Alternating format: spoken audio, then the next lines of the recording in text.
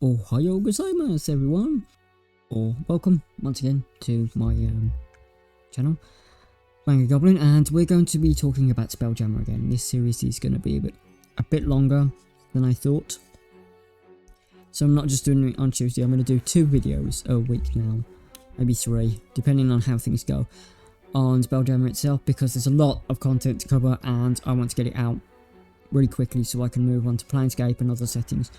This is going to be a long running series where I look at the old versions of D&D and stuff, and if possible I might go back to 1st edition and AD&D and all that stuff, but mainly I'll be looking at the lore version of it, not the rules version of it, because there are some major issues with 1st and 2nd edition D&D, which got kind of fixed in 3rd and 3.5, 3.5 more, 4th, 5th, I don't know. It looks okay, but I've not played it enough to make a judgment call.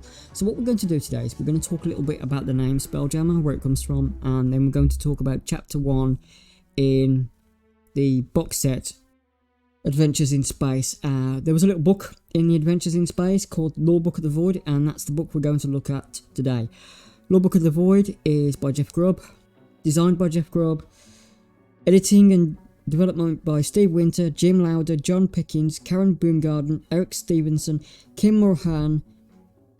Spiritual guidance by Jim Ward. Box painting by Jeff Easley. Book cover painting, illustration, ship concepts by Jim Holloway. Color inking and character silhouettes by Roy Parker. Graphic design by Stephanie Talbot. And typography by Angelica Locotts and Guy O'Keefe, depending on how that's pronounced. Okay, so in the forward it goes on to explain basically they were given an idea to take D&D into outer space, and they had some pieces of cardboard with some fancy ships on, and they wanted to talk about worlds and various, I'll basically just summarise it. It was just people having a conversation how they would do it, and it includes bits and pieces from films and stuff. So in the chapter 1 it's called Campaigns in Space, but before that we're going to talk about the SpellJammer name. SpellJammer, the name, comes from a spaceship, or a living spaceship, called SpellJammer. SpellJammer is a cross between a large manta ray and a scorpion. Just the tail bit, basically.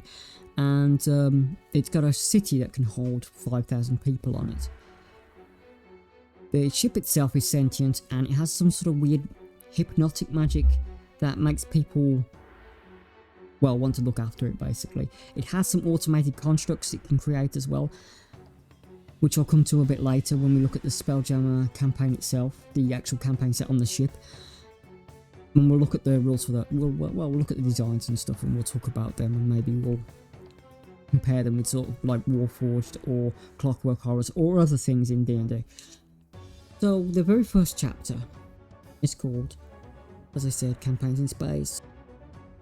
Basically, it goes on to describe how you can use the campaign. It has little black and white, with black background and white things at, like, explaining bits of lore. So you get bits on the spelljamming helm, you get bits and pieces on the how they interact with it. Basically, you need a magic user to pilot a spelljammer ship. The type of campaign goes on to talk about how to get into space, ancient artifacts that you can use to get into space, basically how space looks like, what type of ships there are, such as, like, an example is a chariot drawn by swans, a dragon, a huge balloon, brass spheres, etc, etc.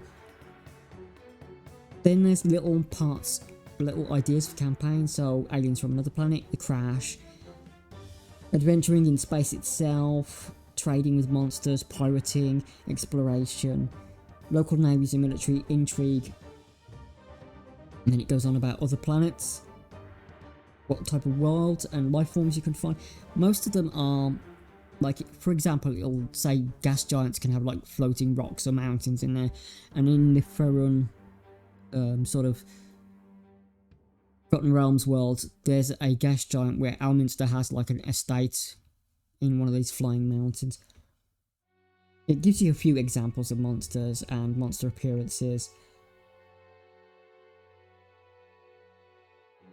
Then again it goes back to the black and white, or black background with white words, with the things about how helms affect wizards, how you land on planets, and if you use sort of like a ship to surface vessel. And then it basically goes on definition of terms, why ships in space, what type of armaments they have, ship ratings, crew, how big they are, etc, etc.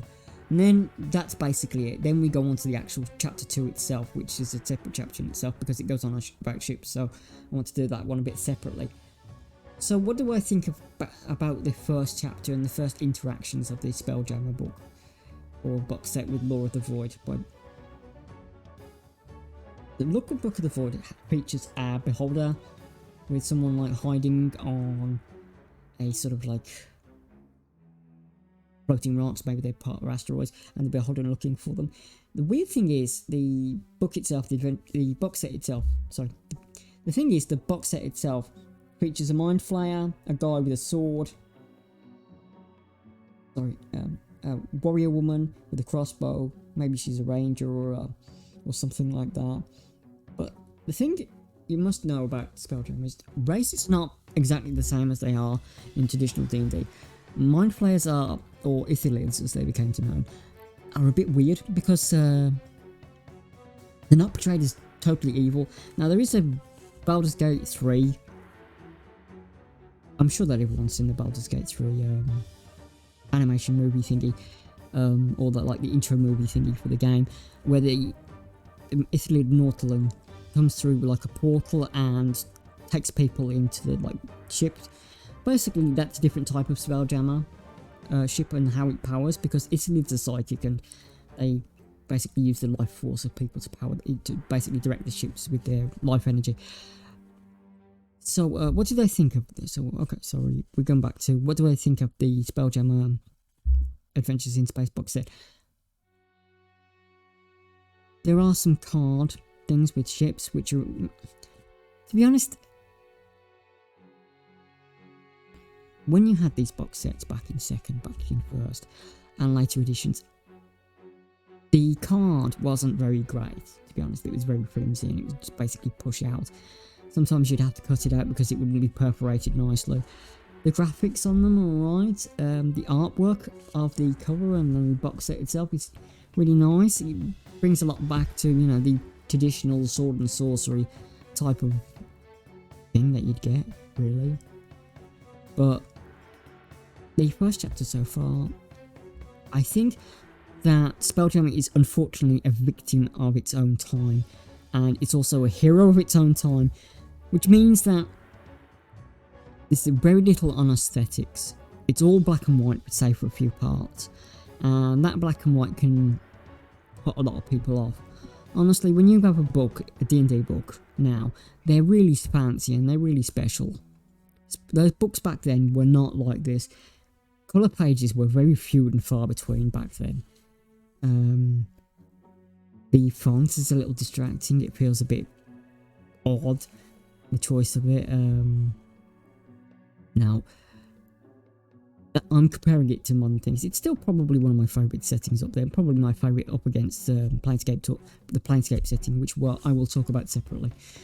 But yeah, that's the first chapter, everyone. I'm going to do about 2 or 3 videos a week because it's a lot of content to go through, especially when I'm analysing chapter by chapter. And the next chapter's a doozy because we're going to be looking at all different ships in this box set. There are more ships than that, don't worry. So yeah, there we go. There we go. That's the first chapter in the forward and a little bit about the SpellJammer name. We'll be coming back to the SpellJammer ship though, the titular SpellJammer ship, because it's quite interesting and very powerful in itself. I know there are a few other channels that do SpellJammer content, but I have not seen one that did, you know, break it down as I'm going to be doing. Yeah, so there we go. So stay tuned. So this video might go out today on the Friday, or it might go out tomorrow, depending on when I edit it. And the third SpellJammer video will go out Sunday definitely. So you'll get 3 SpellJammer videos this week, and then you'll get 3 next week or 4 next week, depending on how things go. because I'm going to do Mini Monday, of course, and a few others. Anyway, I'll better stop rambling because it's turning into more of a thingy. So take care, everyone, and bye-bye.